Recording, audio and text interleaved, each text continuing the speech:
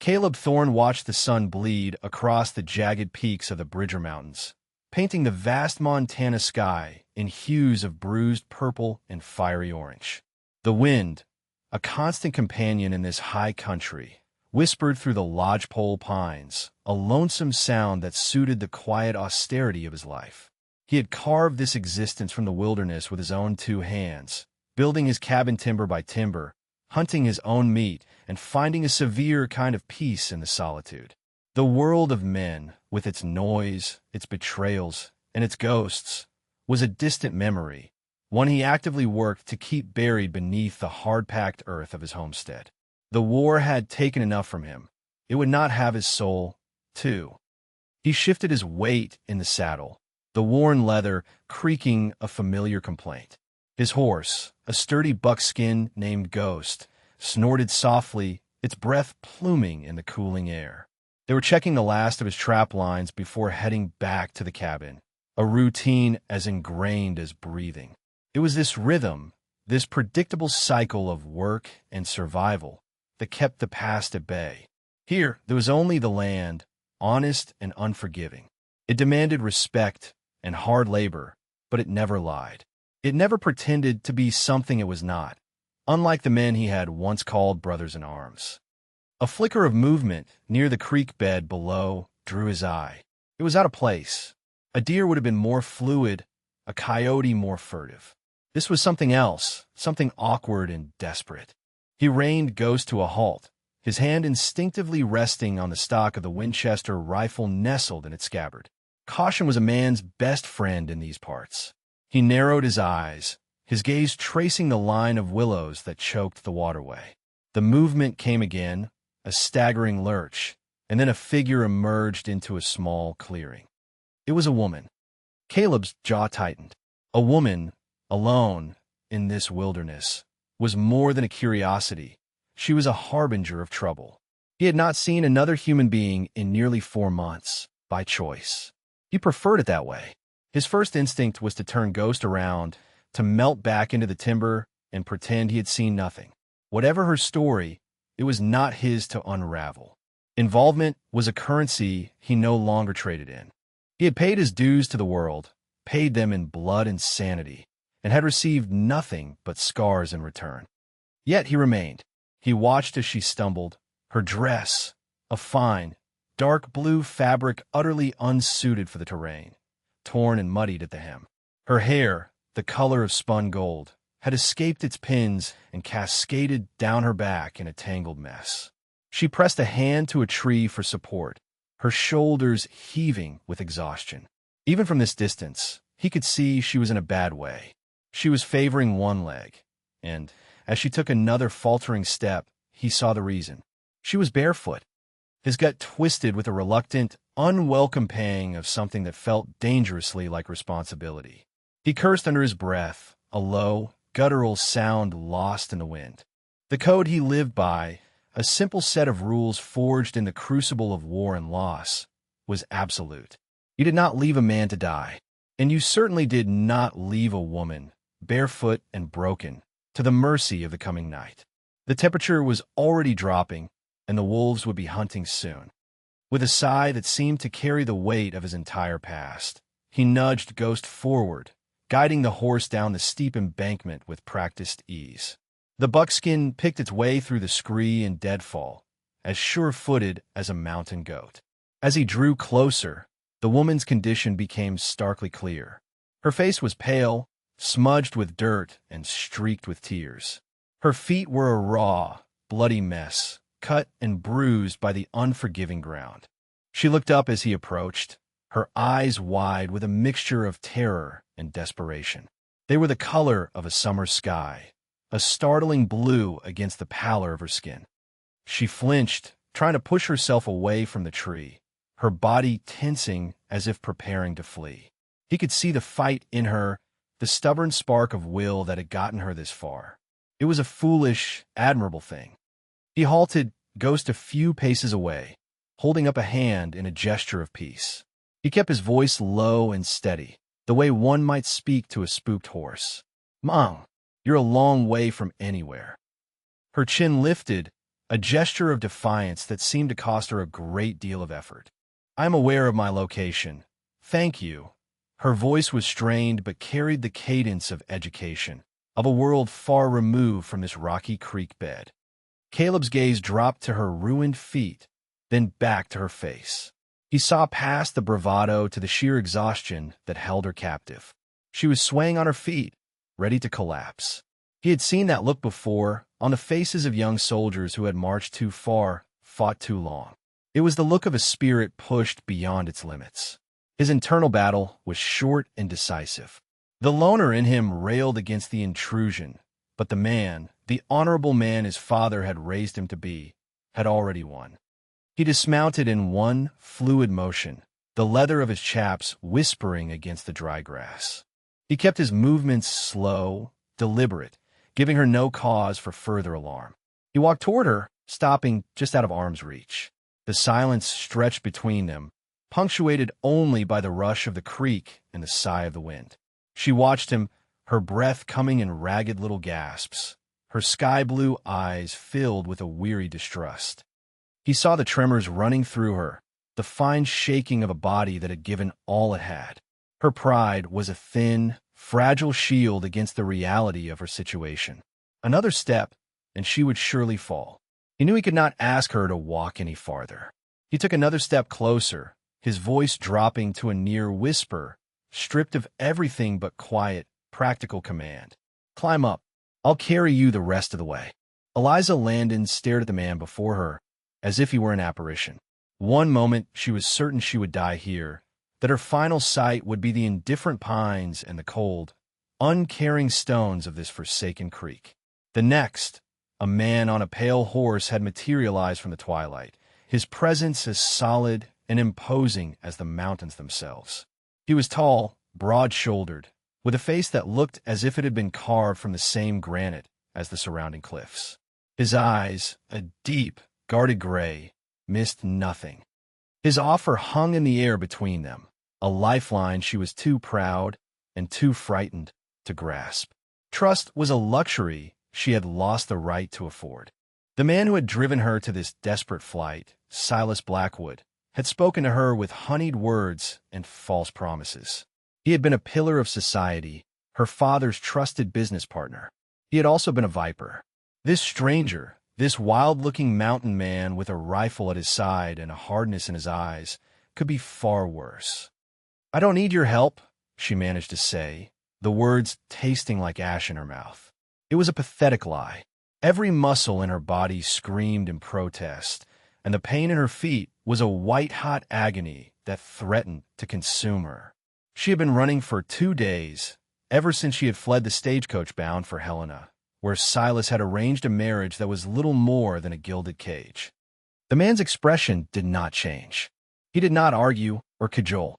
He simply watched her, his gray eyes assessing her with an unnerving stillness. He saw her lie for what it was. He saw her torn dress, her bloodied feet, the exhaustion that was pulling her under.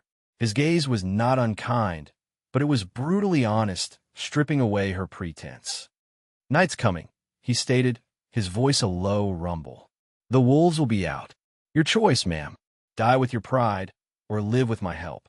The bluntness of his words struck her more forcefully than any threat could have.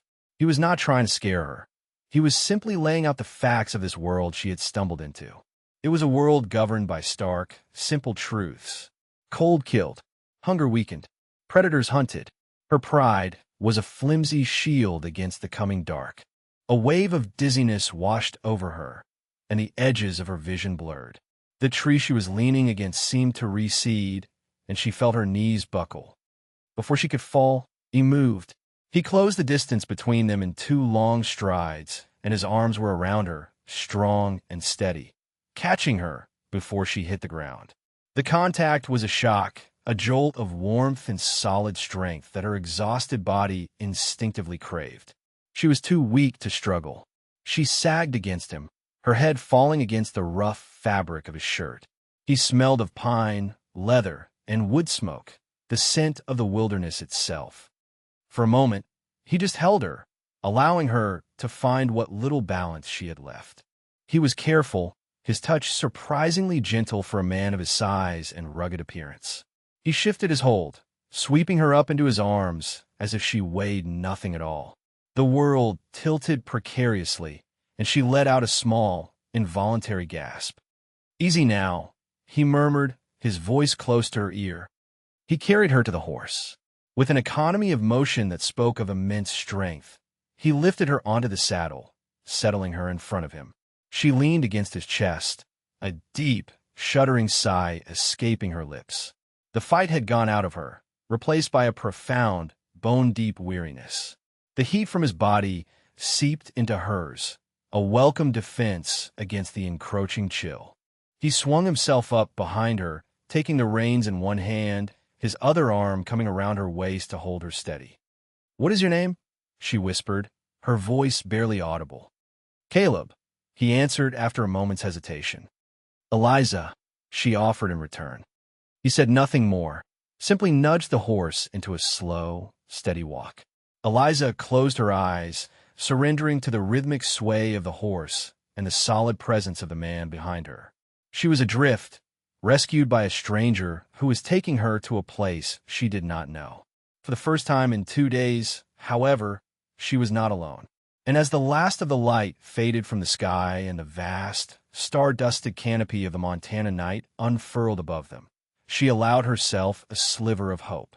It was a fragile, flickering thing, but in the overwhelming darkness, it was enough.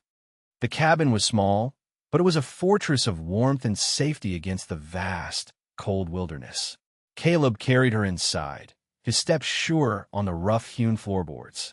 He deposited her gently onto a simple chair near the stone hearth, where the embers of a morning fire still glowed faintly. The interior was Spartan but meticulously clean. A sturdy table and 2 chairs, a bed built into one corner, and shelves lined with tins and jars. Everything had its place. It was the home of a man who lived a deliberate, uncluttered life. He moved to the hearth without a word, adding kindling and a few small logs. Within moments, a cheerful fire crackled to life, casting dancing shadows on the log walls and chasing the chill from the room. The warmth was a balm to Eliza's frozen limbs. She watched him, this quiet, capable man. He moved with a purpose that was both comforting and intimidating.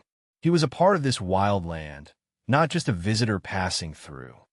Caleb felt her eyes on him as he worked. Her presence was a disruption, a foreign element in his ordered world. He could feel the carefully constructed walls of his solitude beginning to crack. He had brought her here out of a sense of duty, nothing more. He would tend to her injuries, give her food and shelter for the night, and in the morning, he would take her to the nearest town. Then his life could return to normal. That was the plan.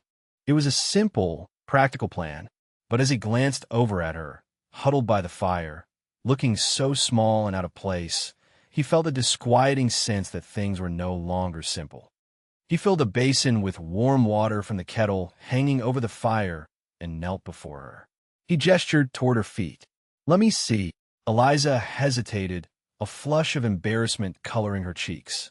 Her feet were a disaster, and the thought of this stranger touching them was mortifying. But the throbbing pain was undeniable, and she saw the quiet determination in his eyes. There was no room for false modesty here. She nodded mutely, lifting the hem of her ruined dress to expose her ankles. Caleb worked with a gentle efficiency that surprised her. He soaked a clean rag in the warm water and began to carefully clean the cuts and scrapes. His touch was firm but careful, his large hands surprisingly deft. He worked in silence, his focus entirely on the task. Eliza found herself watching his face, the way his brow furrowed in concentration, the stern set of his mouth. There were lines etched around his eyes and at the corners of his mouth, lines that spoke of hardship and sorrow. He was not a young man, but not old either. He was a man who had lived a great deal in his years. "Why were you out there alone?" he asked, his voice low, not looking up from his work. The question brought the fear and anger rushing back. "I was running." He paused, his gray eyes lifting to meet hers. He waited. "From a man," she elaborated, her voice trembling slightly. "A Mr. Silas Blackwood." My father passed away recently. Mr. Blackwood was his business partner. He, he believes he has a claim on me. As part of my father's estate, the words sounded absurd, medieval, even as she said them. Caleb's expression hardened almost imperceptibly. He said nothing, but a muscle in his jaw twitched. He returned his attention to her feet, dabbing a foul-smelling but soothing salve onto the worst of the cuts. He understood the world of greedy, powerful men. He had seen their kind in the war, officers who treated their soldiers as disposable assets. The story, as outlandish as it sounded, rang true. "He won't find you here," Caleb said. It was not a promise, but a statement of fact. His cabin was miles from any road, hidden deep in the mountains. It was his sanctuary, and now, reluctantly, it was hers as well. He finished bandaging her feet with strips of clean linen, his work neat and practical. He stood and disposed of the dirty water, then moved to the small stove in the corner. He began preparing a simple meal of venison stew and coffee, the domestic sounds of clanking pots and sizzling meat filling the small cabin. The aroma was rich and savory, and Eliza realized she was ravenously hungry. She had expected to feel like a prisoner, a captive of this silent, imposing man. Instead, as she sat by the fire, her feet tended to in the promise of a hot meal in the air, she felt something she had not felt in weeks: safe. She watched him, this man named Caleb, and saw not a threat, but a protector. It was a confusing, unsettling realization. She had sworn to rely on no one but herself, and yet here she was, utterly dependent on the kindness of a stranger. He served the stew in 2 wooden bowls, handing one to her before taking a seat at the table opposite the hearth. They ate in silence, a comfortable quiet that was a welcome respite from the turmoil of the past days. The stew was hearty and delicious, and the hot coffee chased the last of the chill from her bones. When she had finished, she felt her strength beginning to return. "Thank you," she said, her voice sincere. "For everything." He gave a short, almost imperceptible nod, his eyes on the fire. "Get some rest. We'll talk more in the morning." He took her bowl and washed it along with his own. Then he unrolled a thick bearskin rug and several blankets and laid them out for her on the floor near the hearth. "You can take the bed," she protested, feeling a fresh wave of guilt at the imposition she was causing. "The floor is fine," he said, his tone leaving no room for argument. "The fire will keep you warm." He retreated to the far side of the room, turning his back to give her a semblance of privacy. Eliza lay down on the makeshift bed, the fur soft and warm beneath her. She watched his silhouette as he banked the fire for the night, his movements economical and sure. He then settled into the chair at the table, his rifle resting against the wall beside him. He was not going to sleep, she realized. He was going to stand watch. Caleb sat in the darkness, listening to the sound of her soft, even breathing as she finally succumbed to sleep. The cabin felt different with her in it, smaller, yet less empty. Her presence was a complication he had not asked for, a disruption to the quiet rhythm of his life. He had built these walls to keep the world out, and now he had willingly brought a piece of it inside. He told himself it was temporary. He would help her, and then she would be gone. But as he looked at her sleeping form, bathed in the soft glow of the dying embers, a strange, protective instinct stirred within him. It was an old, familiar feeling, one he thought he had buried on the battlefields of Shiloh and Antietam.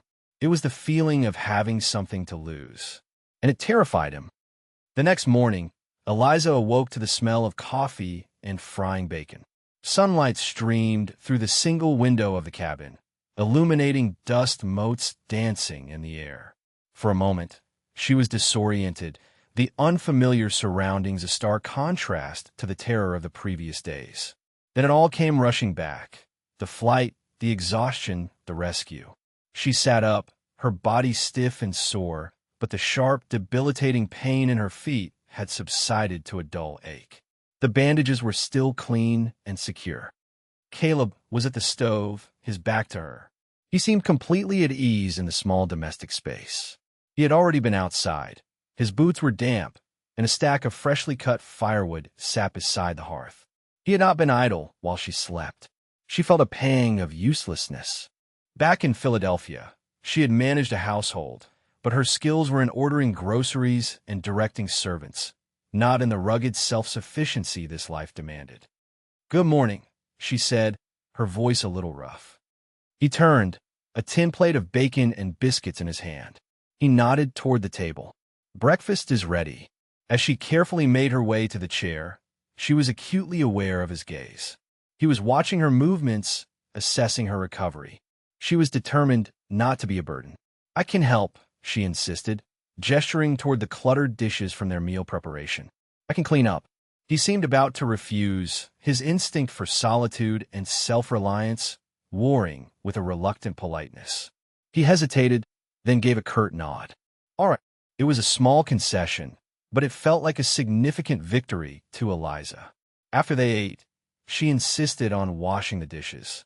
The task was simple, but it was something. She heated the water, her movements slow and careful so as not to put too much weight on her injured feet. Caleb watched her for a moment before turning his attention to cleaning his rifle, the metallic click and slide of the mechanism a rhythmic counterpoint to the splash of water in the basin. He was surprised by her insistence on contributing. He had expected her to be helpless, a fragile city woman completely out of her element. And while she was certainly that, there was a core of steel beneath her delicate exterior. She did not complain. She did not weep or demand to be taken to civilization immediately. She had accepted her situation with a quiet dignity that he found himself respecting. He recognized the same stubborn resilience in her that he saw in himself. It was the will to endure, to survive, no matter the cost. "You should rest your feet," he said, his voice gruff when she had finished with the dishes. "I've been resting for hours," she countered, drying her hands on a piece of cloth. "I'd rather be useful. Is there anything I can mend?" She gestured toward a small pile of his work shirts in the corner, one of which had a significant tear in the sleeve. Caleb stared at the shirts, then back at her. Mending was not a skill he possessed. His solution for a torn shirt was usually to wear it until it fell apart, then cut it up for rags. The idea of her, with her delicate hands, sewing his rough clothes felt strangely intimate. It was another crack in his wall, another intrusion of domesticity into his solitary world. "There's a sewing kit in that tin box on the shelf," he said, gesturing with his chin. She retrieved the box and settled into the chair by the fire, her movements graceful despite her injuries. He returned to his work on the rifle, but he was acutely aware of her presence.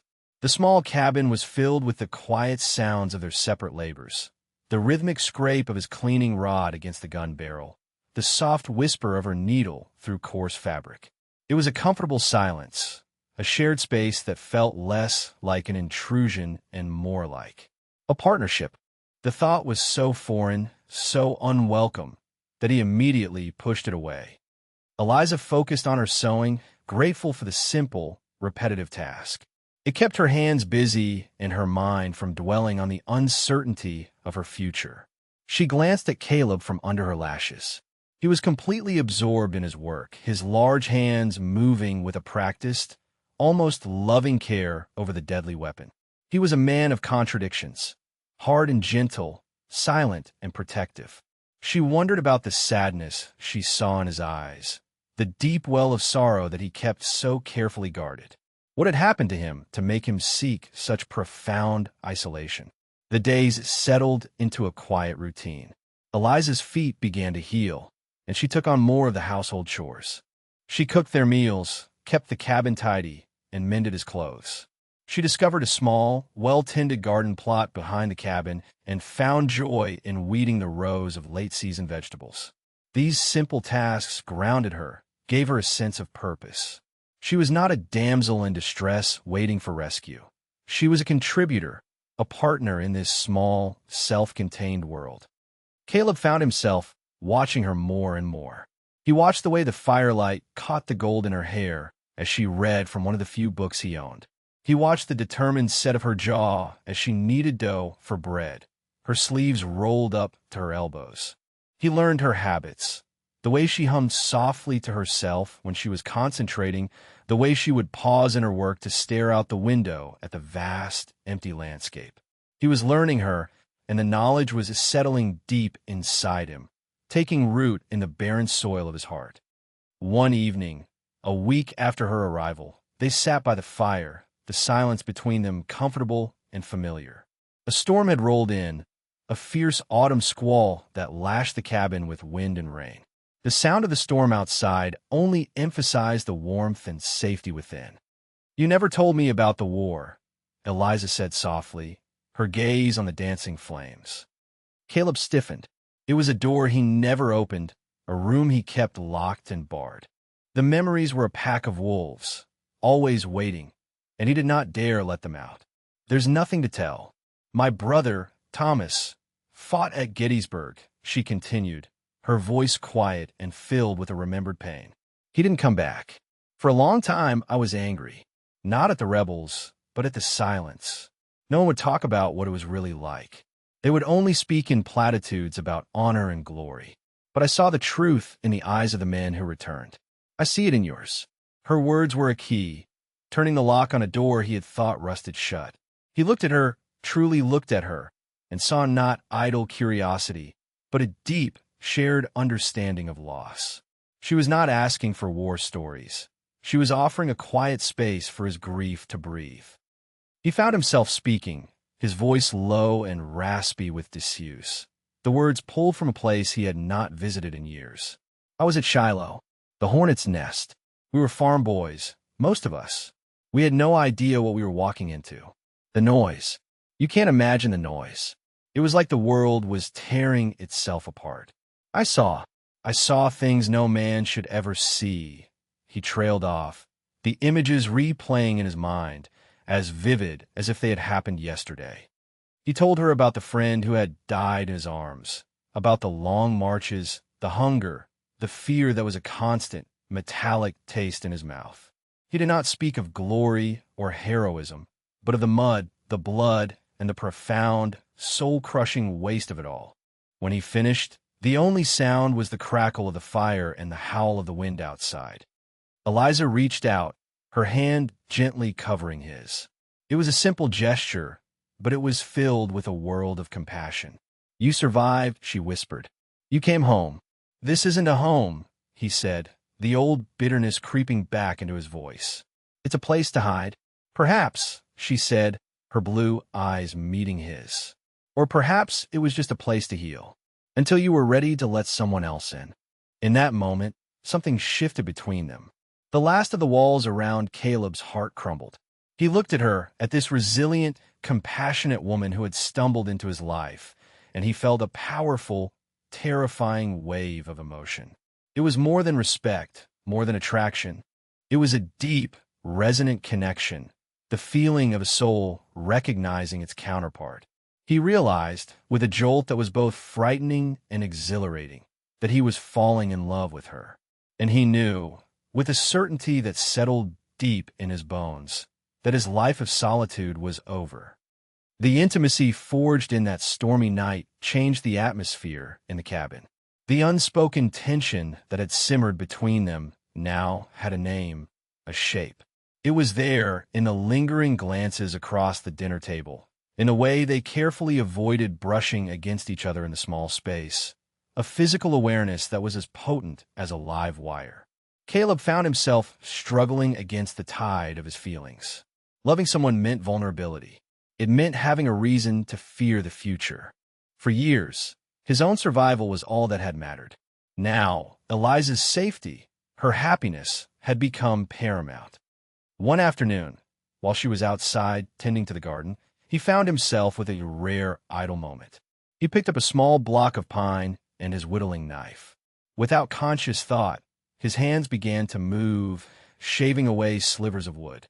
He worked with the same focused intensity he applied to all his tasks. He thought of her hair, the way it caught the light, and how she struggled to keep it tidy with just a few remaining pins. An hour later, a beautifully carved comb lay in his palm, its teeth smooth and even, the handle decorated with a simple, elegant carving of a pine cone. It was a simple, foolish thing, but it was all he had to give her. He left it on the small crate beside her sleeping furs that evening, without a word. The next morning, he saw it in her hair. She had gathered the golden mass at the nape of her neck, the wooden comb holding it in place. She met his gaze across the room, a soft, shy smile gracing her lips. "It's beautiful," she said quietly. "Thank you, Caleb." He could only nod, a strange tightness in his chest. The tender gesture, so small and unspoken, felt more significant than any grand declaration. The idyllic peace of their shared solitude was shattered a few days later. Caleb was splitting firewood when he heard the sound of approaching horses. It was not the sound of a single rider, but several. His body went rigid, his hand tightening on the axe handle. He had not had visitors in over 2 years. This could only mean one thing: trouble. "Eliza," he called out, his voice low and urgent. "Get inside. Stay away from the window." She had heard it too. Her face was pale, her eyes wide with fear. She hurried inside without a word, her trust in him absolute. Caleb grabbed his Winchester from its place by the door and stepped back into the shadows of the cabin's porch, watching the tree line. 3 riders emerged from the pines. They were rough-looking men, their faces hard, their clothes covered in the dust of long travel.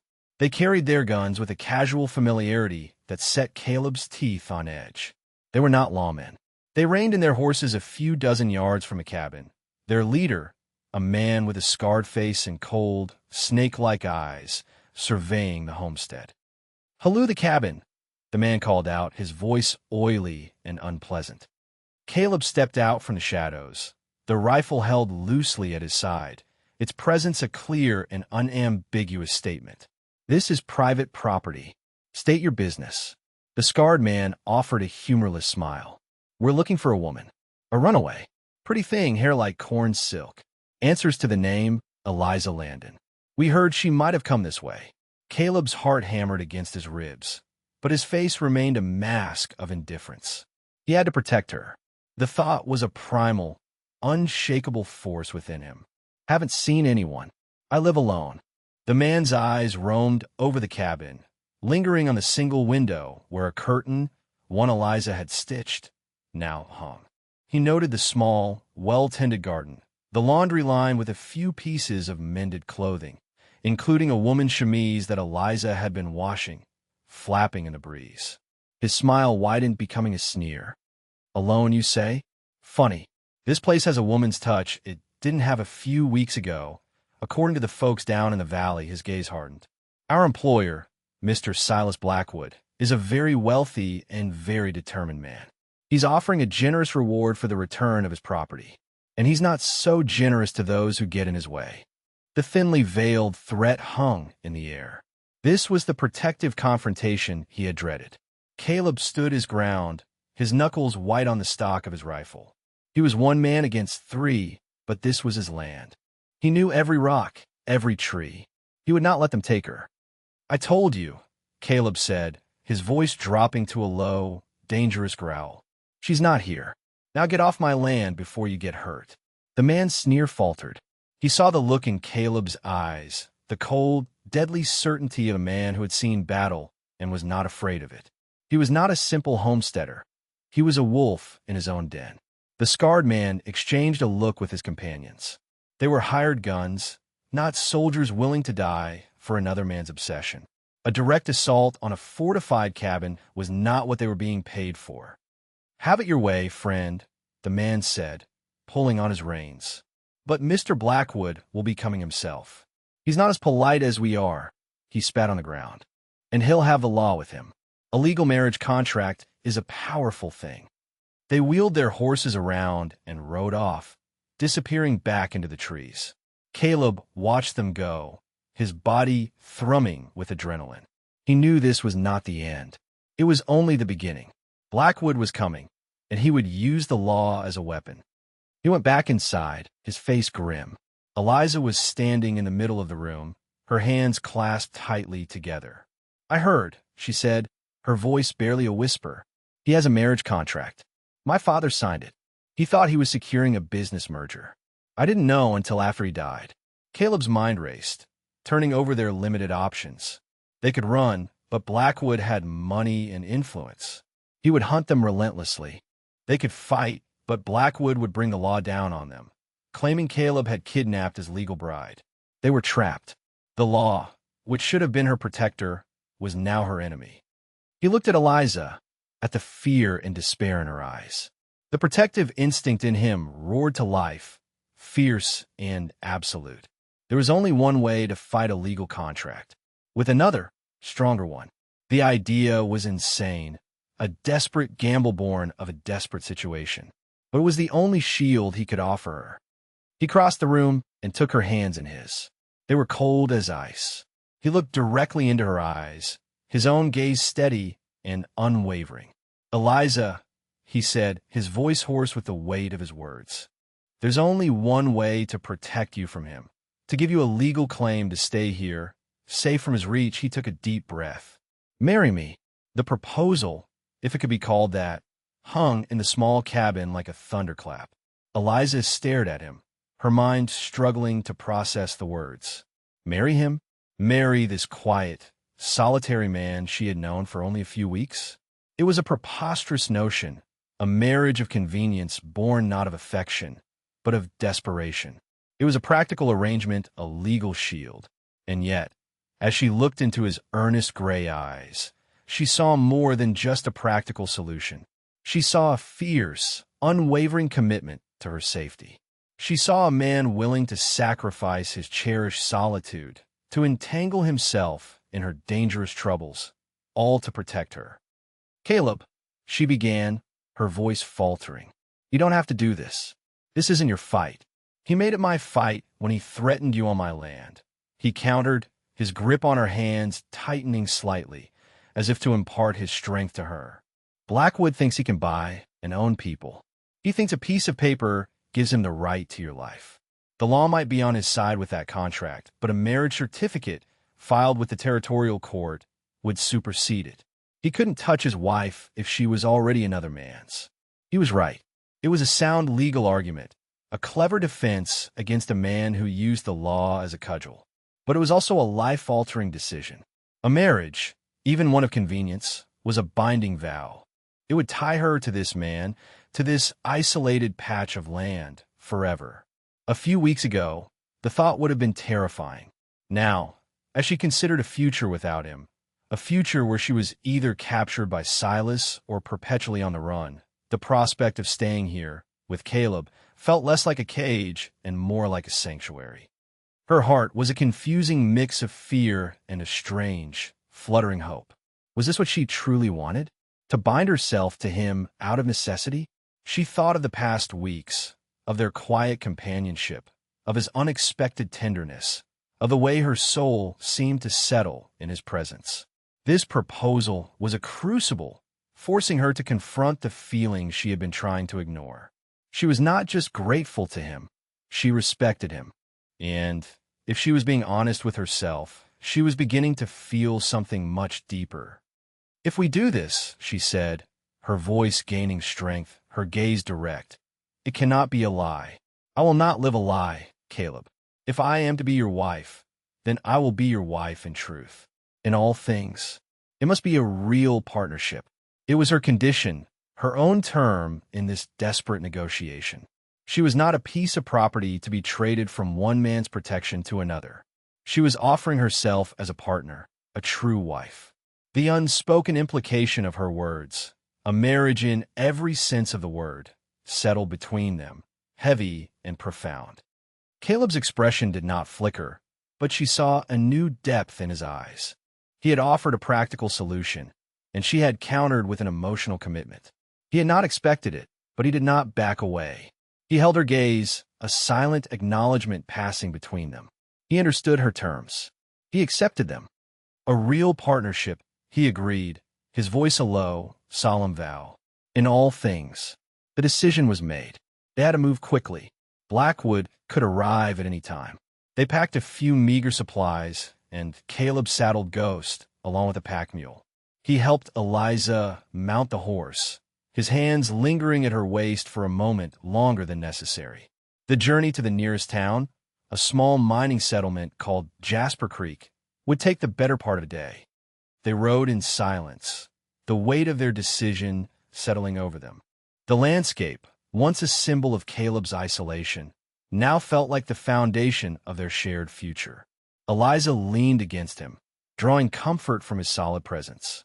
This was not the wedding she had ever imagined, a desperate ride to a dusty town to be married by a stranger.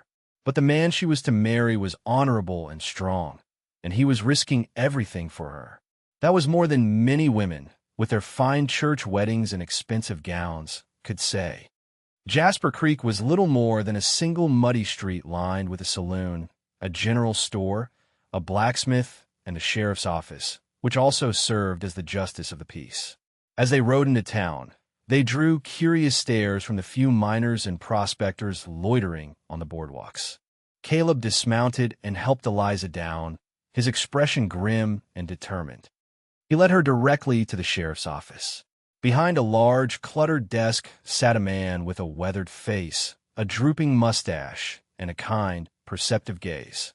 A tin star was pinned to his vest. "Sheriff Brody," Caleb said, his voice respectful. "We need your help. We need to get married." Sheriff Brody looked from Caleb's resolute face to Eliza's nervous one. He had known Caleb for years, respected him as a quiet, self-sufficient man who kept to himself and caused no trouble. This was the last thing he had expected. He saw the torn hem of Eliza's dress, the fading bruises on her feet, and the hunted look in her eyes. He was a man who understood that most troubles in the territory came in one of two forms: gold or women. "Trouble, Caleb?" the sheriff asked, his voice a low rumble. "A man named Blackwood," Caleb said simply. "He thinks he has a claim on her. We aim to prove him wrong." Brody nodded slowly, his eyes thoughtful. He had heard whispers of a wealthy man from the east throwing money around, hiring guns to track a woman. It was all starting to make sense. He looked at Eliza again, this time with a paternal kindness. "Are you doing this of your own free will, miss?" "I am," Eliza said, her voice clear and firm. That was good enough for the sheriff. He pushed back his chair and stood. "All right then, let's get this done. The general store owner and his wife can be our witnesses." The ceremony was hasty and simple, performed in the dusty, cluttered office. The store owner, a portly man named Henderson, and his kindly, round-faced wife stood beside them. Sheriff Brody read the vows from a worn book, his voice surprisingly gentle. "We pronounce them husband and wife." A strange, profound silence filled the room. This desperate act had become a reality. They were bound together for better or worse. "You may kiss the bride," Brody prompted, a small smile playing on his lips. Caleb turned to Eliza. Her face was pale, her blue eyes wide and luminous. This was the moment it became real, the physical sealing of their vow. He hesitated for a heartbeat, then leaned in and pressed his lips to hers. The kiss was chaste, brief, and yet it was charged with all the unspoken emotions that had been building between them for weeks. It was a promise of protection, a vow of partnership, and the tentative, fragile beginning of something more.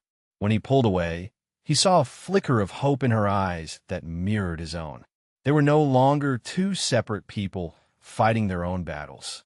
They were one, and they would face whatever came next together. The ride back to the cabin was different. Eliza no longer felt like a rescued refugee. She was a wife returning to her home. The simple log structure nestled in the valley was not just Caleb's sanctuary anymore. It was theirs. The signed marriage certificate, a powerful and precious document, was tucked safely in Caleb's saddlebag. It was their only weapon, their shield against Silas Blackwood.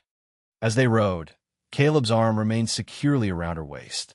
The physical contact was no longer just for stability. It was a constant, reassuring presence.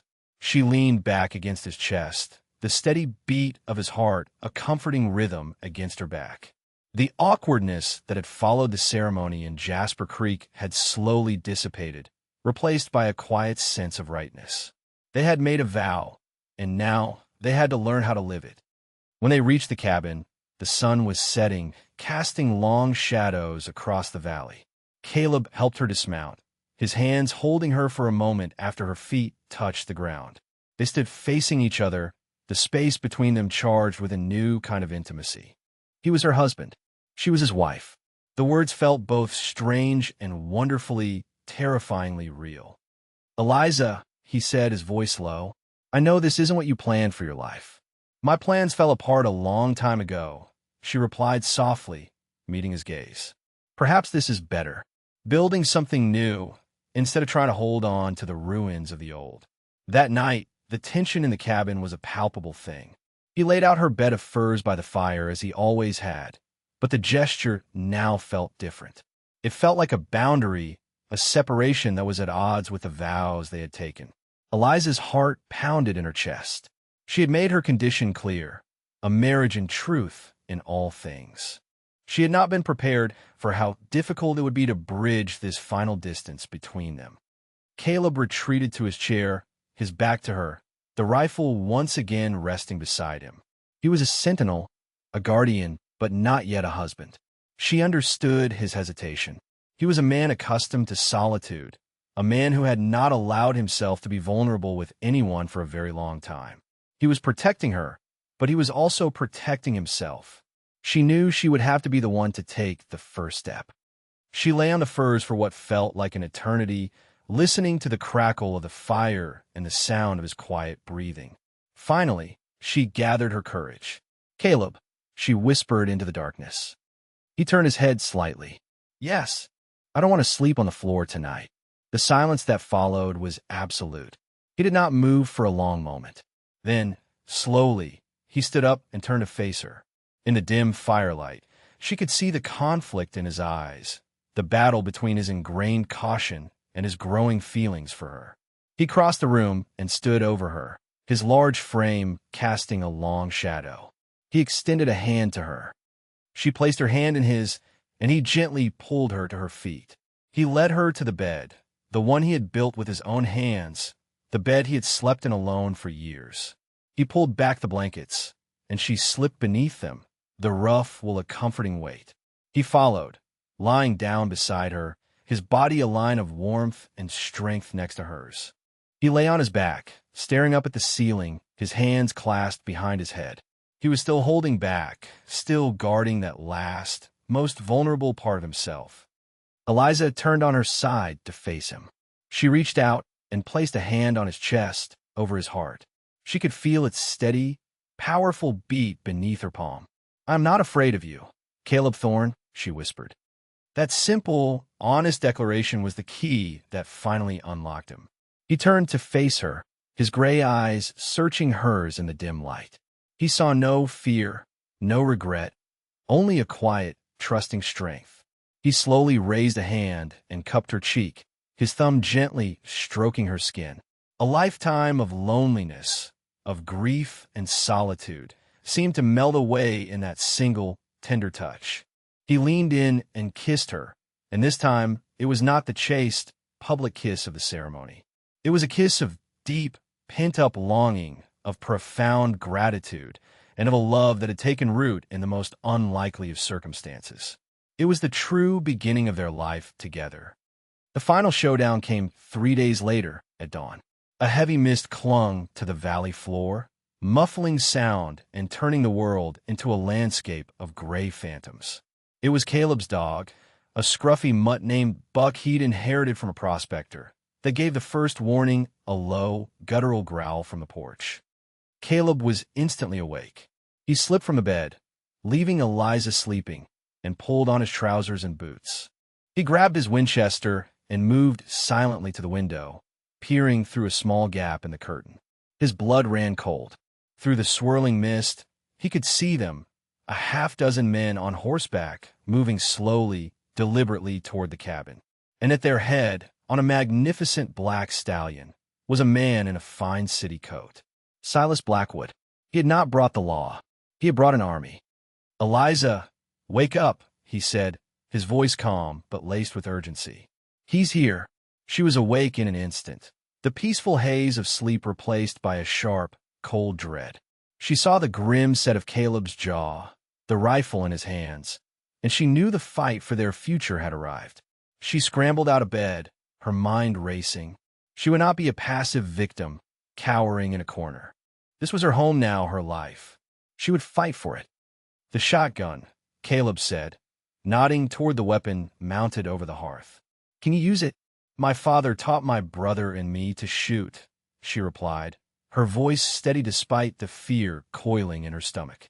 I can use it. She took down the heavy, double-barreled shotgun, its weight a solid, deadly comfort in her hands. She checked the load, her movements sure and practiced. Caleb watched her for a moment, a fierce pride swelling in his chest.